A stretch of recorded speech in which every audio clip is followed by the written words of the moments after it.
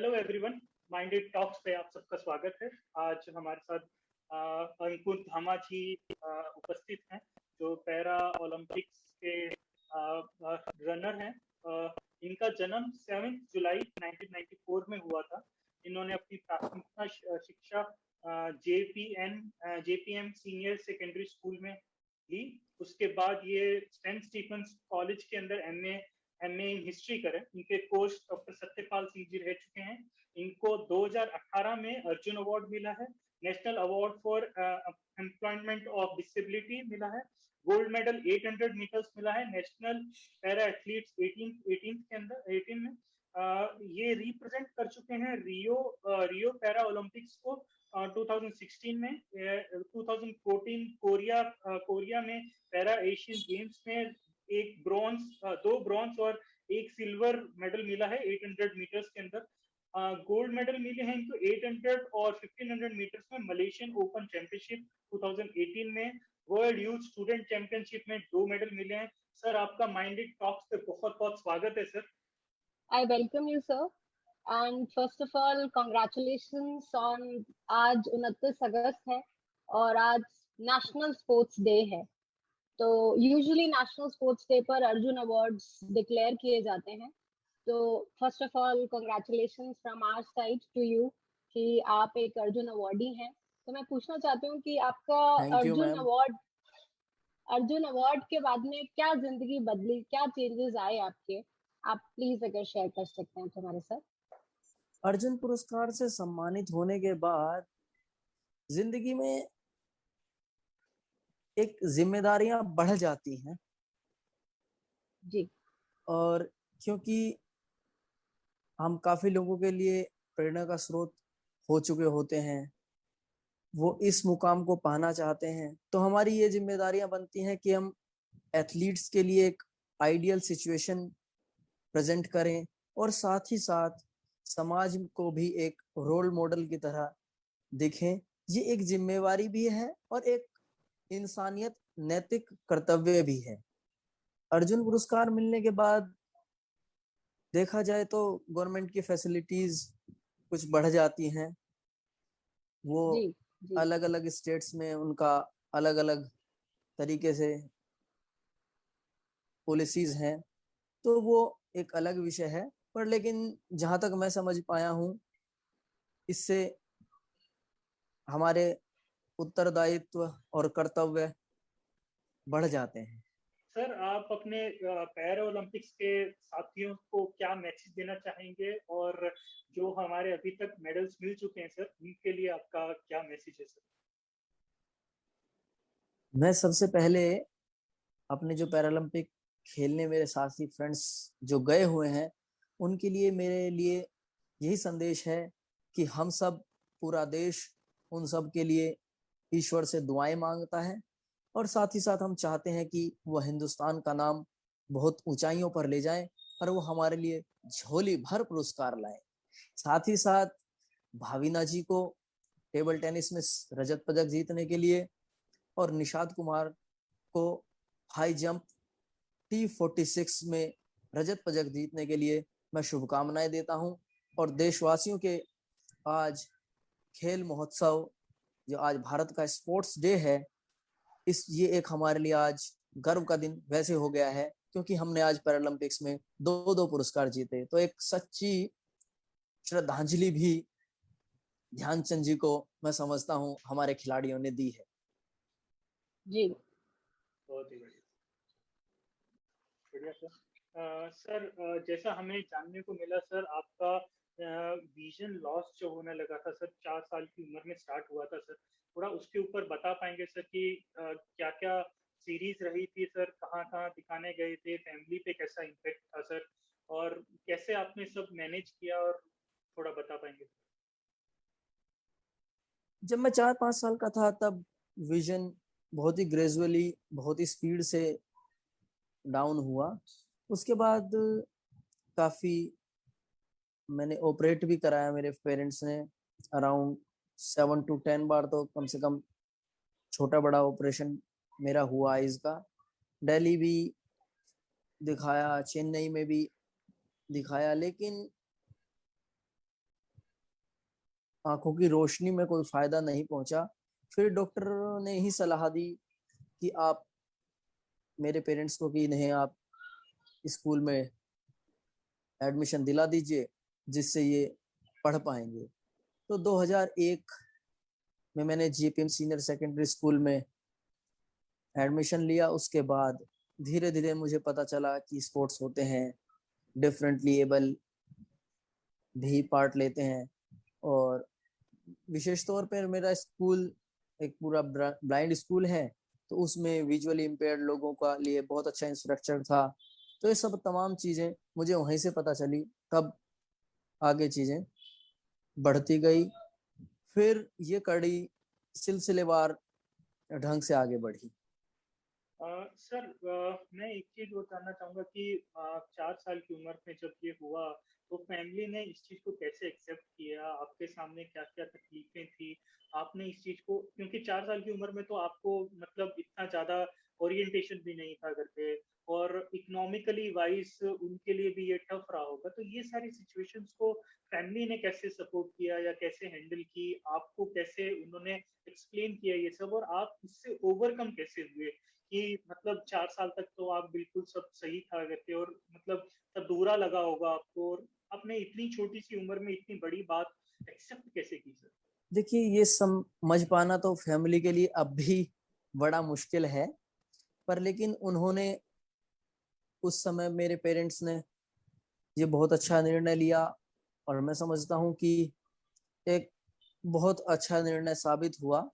क्योंकि वरना ऐसे समय पर पेरेंट्स, बड़ा मुश्किल हो जाता है उनको समझना। क्योंकि मैं एक किसान परिवार से ताल्लुकात रखता था उस समय, वहां पर जो पूरा फैमिली बैकग्राउंड है, उससे बच्चे बाहर भी नहीं जाते थे। मुझे दिल्ली पढ़ने आना पड़ा, और साथ ही साथ पढ़ने आने के लिए, और मैं विजुअल इम्पेयर्ड हो चुका था, तो उनके लिए एक बड़ी परेशानी की बात थी। जैसा कि आमतौर पर समझाई जाता है कि किस तरह बच्चा अपना ध्यान रखेगा, जो कि सामान्य बच्चों में ही है। तो ये समस्या तो उनके मन में ज्यादा थी। पर लेकिन जब स्कूल में एडमिशन मिला, सारी चीजें जब उन्होंने यहाँ पर देखी कि सब कुछ एक अच्छे ढंग से चीजें होती हैं और पूरी फैसिलिटीज हैं, तब कहीं ना कहीं वो भी आश्वस्त हुए। और मुझे तो स्कूल में मजा आता था। हालांकि पेरेंट्स, घर की यादें जरूर आती थी, पर लेकिन एक टाइम के बाद धीरे धीरे मजा स्कूल में ही ज्यादा आने लगा। क्योंकि यहाँ पर मेरे हम उम्र साथी भी थे, उनके साथ क्रिकेट खेलना, घूमना, पढ़ना, ये सब तमाम चीजें हो रही थी। हालांकि एक्सेप्टेंस कभी कभी ये दिक्कत देता था, क्योंकि जब हम स्कूल से घर जाते थे तब ये भारी समस्या बन के लगता था। क्योंकि वो बच्चे अलग तरीके से खेलते थे, उनकी एक्टिविटीज थोड़ी डिफरेंट थी, क्योंकि मुझे भी इतना समझ नहीं थी और उनको भी इतना आइडिया नहीं था जो साथ के बच्चे थे कि किस तरह से वो कोऑपरेट करें। लेकिन जैसे जैसे समय बीता तो मैं भी चीजों को समझने लगा, और आसपास के लोग भी ये जानने लगे कि किस तरह से एक विजुअली इम्पेयर्ड को हैंडल किया जा सकता है, क्या रिक्वायरमेंट है, क्या स्पेशल नीड्स हैं, उन सब तमाम चीजों का ध्यान रखा जाने लगा। तो ये एक, मैंने तो इसको एक नियति का फैसला समझकर स्वीकार किया, और मैं आज बहुत खुश हूँ।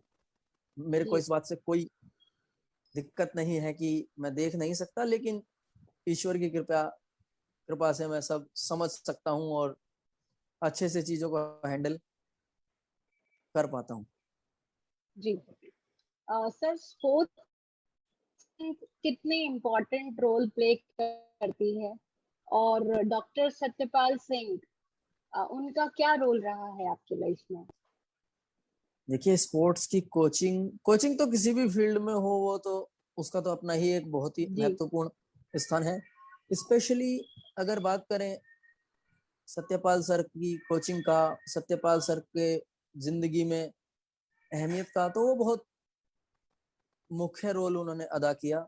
मैं उनके साथ 2009 से ही जुड़ा हुआ हूँ और मैं समझता हूँ कि उनकी भूमिका मेरे जीवन के लिए जो ये परिवर्तन आया है ये उन्हीं के बदौलत है। आपने अभी थोड़ी देर पहले बताया कि स्कूल में ज्यादा मजा आने लगा और बहुत सारी एक्टिविटीज वहाँ होते थे। सर हमें कुछ किस्से बताएंगे जो आपने शरारतें करी उस टाइम पे और जो सब किया, थोड़ा एक आधा किस्सा जो आपको बहुत अच्छा लगा हो और बहुत यूनिक करके जो बाकी सारे बच्चों को भी अच्छा लगा हो और आपने घर पे बताया हो। इसमें तो इसमें तो छोटे किस्से ऐसे कुछ हो जाया करते हैं कि बच्चों में आपस में लड़ाई हो जाना। तो कई बार मुझको शुरू से थोड़ा गुस्सा वैसे बहुत ही कम आता है, पर लेकिन एक दो बार अगर ज्यादा आता है तो फिर बहुत ज्यादा आने लगता है। तो कुछ एक दो किस्से ऐसे हैं कि मेरे ही सीनियर फ्रेंड्स थे 7th 8th क्लास में, वो जो वार्डन थे हॉस्टल के उनके साथ थोड़ा मिसबिहेव कर रहे थे, तो मैंने उनके लड़के के साथ भी लड़ाई की। तो कुछ कुछ ऐसे इंसिडेंट हैं और बाकी इनसे एक काफी सीखने को मिलता है चीजें। अभी उस समय तो खैर इन सब चीजों का ज्यादा अंदाजा नहीं था, बस उस समय तो ये समझ के लड़ाई की कि भाई आप एक पेरेंटल फिगर में आपके आदमी हैं, उनके साथ आप कैसे कैसे बहस कर सकते हो। बिल्कुल सर, बिल्कुल। सर आज की यंग जनरेशन के अंदर यही कमी है कि वो अपने दोस्त की मदद ही नहीं करता और ये सोचता रहता है कि उसको कैसे हम पीछे करें। और आप उस टाइम पे भी अपने बड़ों के लिए स्टैंड किए और किसी से भी लड़ लिए करके, कितनी मतलब तब से ही आपके अंदर ये फीचर्स थे लड़ने के लिए और किसी के लिए स्टैंड रखने के लिए करके। वो बहुत ही अच्छा लगा ये चीज सुन के सर। सर आपकी ये जर्नी कब से स्टार्ट हुई? पहला इंटरनेशनल मैंने जब देखा करके कि आपको 2009 के अंदर चांस मिला था, मगर आपकी उम्र कम होने के कारण नहीं जा पाए थे आप, तो सर उसके बारे में थोड़ा बता पाएंगे? 2000 मैंने फर्स्ट टाइम 2009 में ही स्टूडेंट वर्ल्ड यूथ चैंपियनशिप में पार्टिसिपेट किया था, लेकिन उससे पहले 2006-7 में ये घटना थी कि मेरे को पार्टिसिपेट करना था और मैं अंडर एज हो गया था।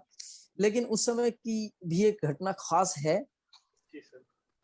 जब मैं अंडर एज हो गया था तो जब मेरे जो फ्रेंड्स थे जिनका सिलेक्शन अब नहीं हुआ था और सिलेक्शन को दोबारा कंडक्ट कराया जाना था, तो मुझको अभी भी याद है कि उन्हें बुला के लाने वाला भी मैं ही था कि आओ फ्रेंड्स आप लोग अपना ट्रायल्स दे लें।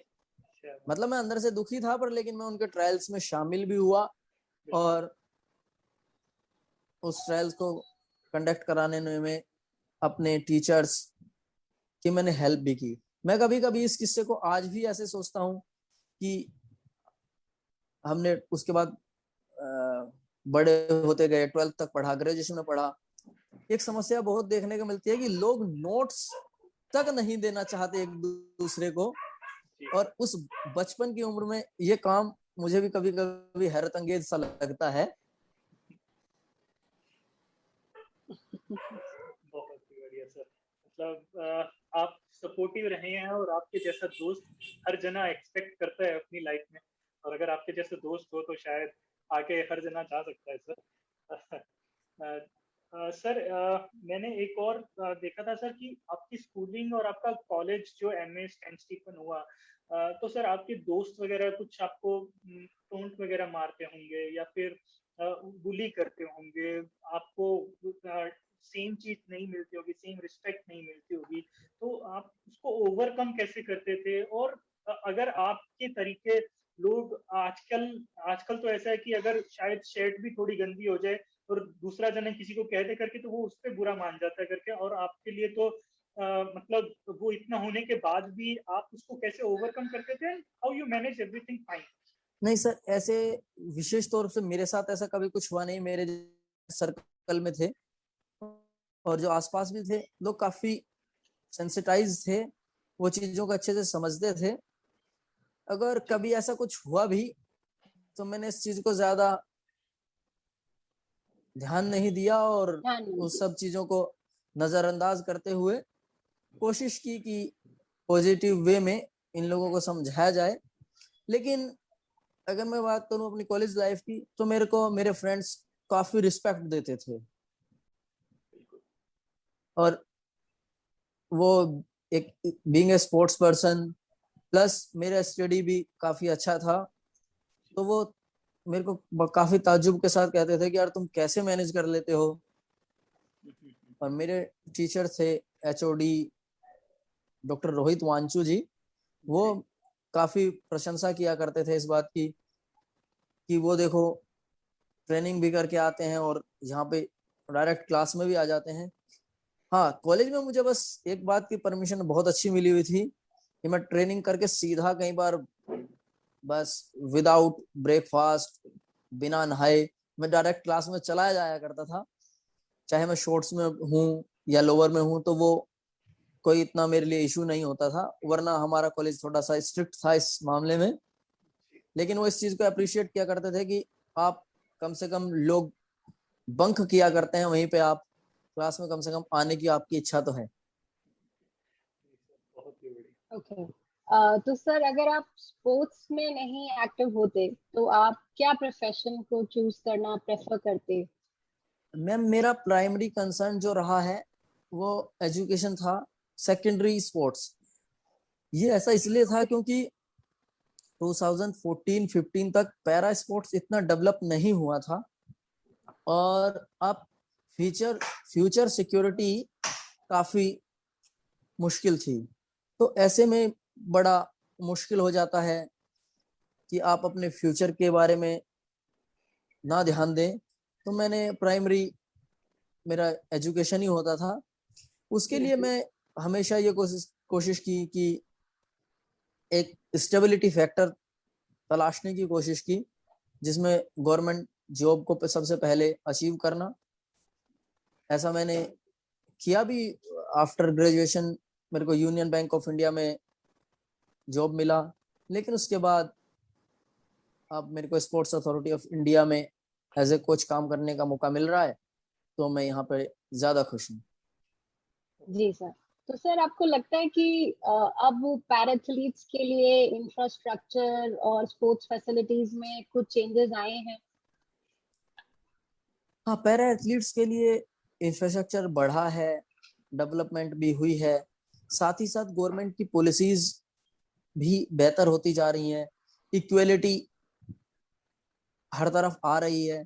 जिस तरह एबल बॉडी एथलीट्स को जॉब्स में स्पोर्ट्स कोटा के थ्रू रिक्रूटमेंट हुआ कर रहा होती थी, वैसी अब पैरा स्पोर्ट्स पर्संस को भी मिल रही है। तो उससे बिल्कुल। एक फ्यूचर सिक्योरिटी की तरफ एक एज ए आप ये कह सकते हैं कि पैरा एथलीट्स स्पोर्ट्स को एक फ्यूचर पर्सपेक्टिव में देख सकते हैं। जी। सर जैसा आपने बताया कि पैरा एथलीट उस टाइम पे जब आप ट्रेनिंग कर रहे थे करके तब इतनी ज्यादा फैसिलिटीज नहीं थी, तो आपने उस टाइम पे कोच को कैसे मैनेज किया? आपने बाकी सारी फैसिलिटीज जो एक एथलीट को चाहिए होती है उसका एक्सपेंसेस कैसे मैनेज हुआ? जहां बाहर जाना था वो सब एक्सपेंसेस कैसे हुए मैनेज? और ये सबको हेल्प करने के लिए आपके पास कौन कौन जने थे और कैसी कैसी सुविधाएं थी सर, और मैनेज कैसे किया? देखिए, फाइनेंशियली उस समय हम इतना साउंड नहीं थे, इसके लिए डॉक्टर सत्यपाल सर ने हमारी काफी हेल्प की। बाहर जाने के लिए उन्होंने ही फाइनेंशियल जो भी एड मिलना था पूरा फाइनेंस को देखा, और साथ ही साथ वो ट्रेनिंग में भी काफी हेल्प करते थे। उन्होंने अभी तक कोई कोचिंग फी के चार्जेस या कोचिंग फी जैसी चीज कोई हमसे कभी नहीं ली। तो और साथ ही साथ उनका सपोर्ट बहुत अच्छा होता था। अगर कभी ऐसा लगे कि फाइनेंशियली कोई बर्डन है या चीजें अवेलेबल नहीं हो रही हैं, तो वो इवन अपनी पॉकेट से काफी खर्च किया करते थे। He was your backbone all the time. Yes sir. Okay. Sir आपकी पूरे टाइम की अभी तक की एथलीट की जर्नी में सबसे बढ़िया परफॉर्मेंस और सबसे ना अच्छी परफॉर्मेंस थी, और दोनों परफॉर्मेंस से आपकी लाइफ पे, आपकी सोच पे और आपके एटीट्यूड में क्या फर्क पड़ा? 2000 2014 पैरा एशियन गेम्स की मेरी जो परफॉर्मेंस है वो काफी अच्छी थी। साथ ही साथ एक 800 मीटर रेस का इंसिडेंट है, वहां पर मेरे को सिल्वर मेडल मिला, लेकिन उसी रेस में मेरे को गोल्ड भी मिल सकता था, लेकिन वो जो सिल्वर भी मिला वो ब्रॉन्ज भी रह सकता था। यानी कि उस समय हम इतने स्ट्रेटेजिकली साउंड नहीं थे, जिससे समझ में आया कि बॉडी को पहचानना बहुत इंपॉर्टेंट है और बॉडी के अंदर कितना एनर्जी हो सकता है शायद इसका अंदाजा बहुत आसानी से नहीं लग पाता। तो ये एक अच्छा साइन भी है कि हम मेहनत को बहुत ज्यादा भी कर सकते हैं, इसमें कोई बॉडी की एनर्जी में परेशानी नहीं है, सिर्फ अगर हार होती है तो इच्छा शक्ति से होती है। सर जब भी आप अंडर प्रेशर होते हैं, अंडर प्रेशर गेम से पहले भी या फिर नॉर्मल लाइफ में भी जब अंडर प्रेशर होते हैं करके, तो सर आप अपने आप को कैसे मैनेज करते हैं, क्या बोलते हैं, बाकी सब मोटिवेट अपने आप को कैसे रखते हैं करके सारा टाइम? हाँ, जब अंडर प्रेशर होते हैं या ये कह सकते हैं कि नकारात्मक फीलिंग्स आती हैं, नेगेटिव अप्रोच होती है, तो उस समय थोड़ा टाइम देता हूं मैं अपने आप को सोचने का, और उस समय जो रिएक्ट है वो थोड़ा स्लो करता हूँ किसी भी चीज को लेके, जिससे उनका इम्पैक्ट आने वाले समय में बहुत कम हो जाता है और धीरे से चीजें सिचुएशन थोड़ा बेटर होती हैं। क्योंकि साथ ही साथ उसके कभी भी हम अगर नेगेटिव अप्रोच हावी हो रही है तो उसके साथ कुछ पॉजिटिव सोच भी होती हैं, तो उन वाइब्स को पकड़ने की कोशिश करता हूँ और कुछ चीजों को उस समय छोड़ देता हूँ जो जिनके अनआंसर्ड जो कुछ क्वेश्चन होते हैं उसमें समय ज्यादा नहीं गवाता। हालांकि कभी कभी तो इंसान इसमें फंसता है, पर कोशिश मेरी यही रहती है कि संयम के साथ समय बिता दिया जाए। जी सर, स्पोर्ट्स पर्सन के लिए फिटनेस बहुत इम्पोर्टेंस रखती है। सो आई गेस आपको एक इंजरी हुई थी, so how you dealt with that injury और how you overcame, so can you please tell us about that? देखिए, स्पोर्ट्स पर्सन तभी है अगर वो फिट है। जी। और फिटनेस अगर करेंगे और प्लस बहुत ही हाई लेवल की अगर फिटनेस आपको करना है तो ऐसे में इंजरी के चांसेस भी उतने ही हाई हो जाते हैं। तो ऐसे टाइम पे इंजरी के साथ मैनेज करने में काफी स्ट्रेस रहता है, क्योंकि हमारे गोल्स जो हमने टारगेट सेट किए होते हैं वो कहीं ना कहीं दूर भाग रहे होते हैं और हमारे ऊपर कहीं ना कहीं नेगेटिव अप्रोच हावी होती है। लेकिन उस समय कोशिश करनी चाहिए, खुद से बात करनी है, अपने आप को टाइम देना है, और अगर ऐसे में आपके कोच आपके फ्रेंड्स मोटिवेटेड हैं, आपको मोटिवेट रख पाते हैं, तो वो काफी बेहतर रहता है उस संकट भरे समय को काटने के लिए। जी। साथ ही साथ जो तमाम तरीके के इंजरी प्रिकॉशंस हैं वो लेने चाहिए, और साथ ही साथ अभी डॉक्टर्स फिजियोज ये सब चीजें अवेलेबल हैं तो उनका इस्तेमाल करते हैं। ओके, तो आपके स्पोर्ट में एक गाइड की भी महत्वपूर्ण भूमिका रहती है, तो आपके आपके साथ में कौन थे वे व्यक्ति जो हमेशा आपके साथ दिया उन्होंने? आई गेस विपिन नाम था उनका। हाँ, गाइड बहुत इंपॉर्टेंट है। Being a fully 100% visually impaired, without guide वो रन नहीं कर सकते, एक्सरसाइज नहीं कर सकते। जी। यानी कि हम ये कह सकते हैं कि गाइड और रनर एक तरीके से दो बॉडी लेकिन एक सोल होना उनका आवश्यकता है। ऐसे में मेरे साथ काफी मैं लंबे समय से जुड़ा हुआ हूँ, काफी गाइड्स 2-3 लोगों ने मेरी काफी मदद की, जी। जिसमें विपिन कुमार के साथ मेरा काफी लंबा समय रहा, अंकित और कुंज शर्मा, अमरेश, इन साथियों ने मेरी काफी हेल्प Okay. की है। और क्योंकि ये ऐसा टाइम पीरियड है, तकरीबन 9-10 सालों से ज्यादा की ये जर्नी हो गई है, ऐसे में गाइड को अपनी ट्रेनिंग भी करनी होती है, उनके अपने भी कुछ गोल्स हैं। तो हाँ ऐसे जी। में एक चीज बहुत इंपॉर्टेंट हो जाती है इस आपके प्लेटफॉर्म के माध्यम से, कि हमारी गवर्नमेंट को चाहिए कि कुछ ऐसी पॉलिसीज बनाए कि जो गाइड रनर्स हैं, जो गाइड हैं ब्लाइंड रनर के, उनको फैसिलिटीज वो प्रोवाइड करें, जिससे जो गाइड रनर है वो भी अच्छे से परफॉर्म करें। अगर गाइड अच्छे होंगे तो विजुअली इम्पेयर्ड और अच्छा परफॉर्म करेंगे, और देश के लिए काफी और अच्छी स्थितियां होंगी, और हम सब आनंद की स्थिति में जरूर पहुंचेंगे। बिल्कुल सर। आदित्य। सर, मैंने अभी तक आपकी जर्नी जितनी भी देखी और समझी, मुझे एक चीज समझ में आई और अच्छा लगा कि आप हमेशा से ही फोकस थे, हर एक पार्ट में फोकस रहे करके कि अपने टारगेट्स देखने हैं, बाकी सारी चीजें नहीं देखनी। जैसे और आप बहुत ही सपोर्टिव नेचर के रहे हमेशा, आपने अपने दोस्तों को, अपनी फैमिलीज को और बाकी सबको भी सपोर्ट किया सर। सर, मैं आपसे आपका यूथ के लिए क्या मैसेज है सर? और वो मैसेज की शुरुआत मैं आपकी जो स्टॉक की वो कविता से स्टार्ट करवाना चाहूंगा, जो आपने उस टाइम पे बोली थी, और वो बहुत ही अच्छी थी, वो लाइनें बहुत ही अच्छी थी। और मैं ये इंटरव्यू से पहले दीदी को भी वही बता रहा था कि सर की वो लाइनें बहुत ही अच्छी थी, जो मैं सुनते ही दिल से मतलब वो दिल तक पहुंची थी वो लाइनें करके। तो सर, आप वो मैसेज बताइए सर। ट्रू। फिर आपका यूथ के लिए क्या मैसेज है सर?